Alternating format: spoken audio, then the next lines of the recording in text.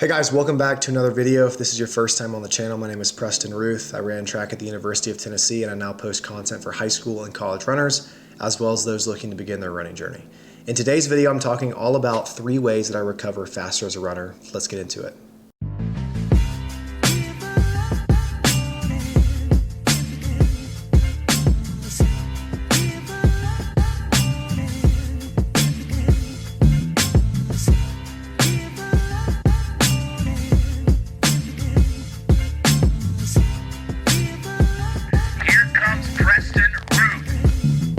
So recovery. We've all heard this word and you might be wondering, what does this actually mean? How does this apply to me becoming a better runner or maintaining my current fitness?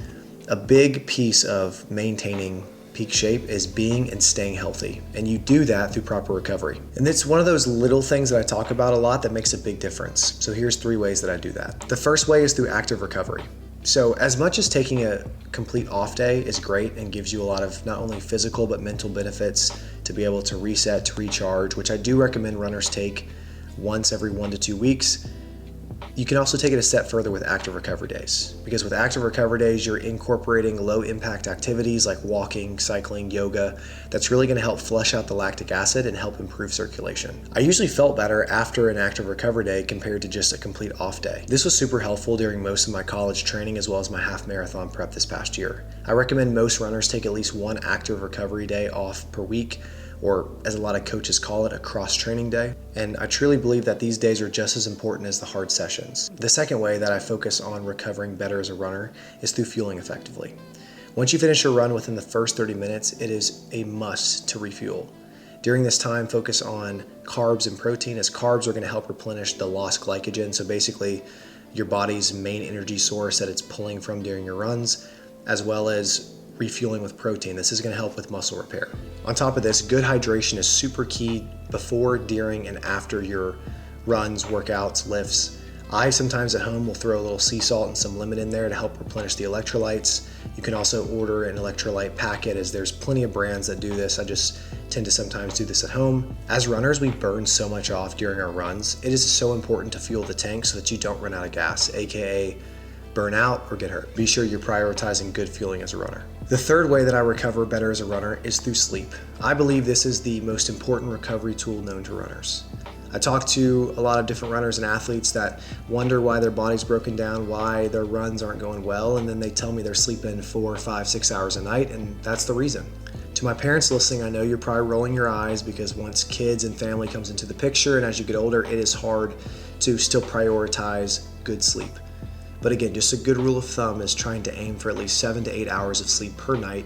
The seasons and times in my life, regardless of just running, but any sport in general, where I was getting consistent sleep was when I saw the best results, when I was able to see that transfer into good track performances, when my body felt at its best. So don't skip out on this stuff. This really, I believe, is the most powerful and effective recovery tool that you have available to you. This is the time where your body is rebuilding and replenishing the sore muscles, all parts of your body, so that you can show up and be ready for the next workout, the next run, the next lift, the next race. Sleep is so important as a runner. Make sure you don't skip out on that. Sleep is so important. That is all for today's video. Be sure that you try to implement these 3 strategies into your daily, weekly, monthly running routine. These are going to be the things that, paired with a good training plan, will really take you far as a runner. It's going to help your overall ceiling and potential go up. I believe it's some of the things that, when I had these things going for me, when I had these control variables very dialed in, this is when I had my best training. Coach would call these barrier to entry items. Basically things that every runner should be doing already. This doesn't set you apart. This is the bare minimum. This is the barrier to be able to enter into the space of what it takes to be a consistent and a successful runner. It doesn't matter your level. This is something that everyone, whether you're a pro or a beginner jogger, can go out and do. So be sure that you take the time, you focus on these, find a way to implement it into your routine. Again, that is all for today's video, guys. Dropping videos every single Friday. Thanks to everyone who's been tuning in. Life has been crazy right now with work travel, so I'm doing my best to still get these videos out to you guys.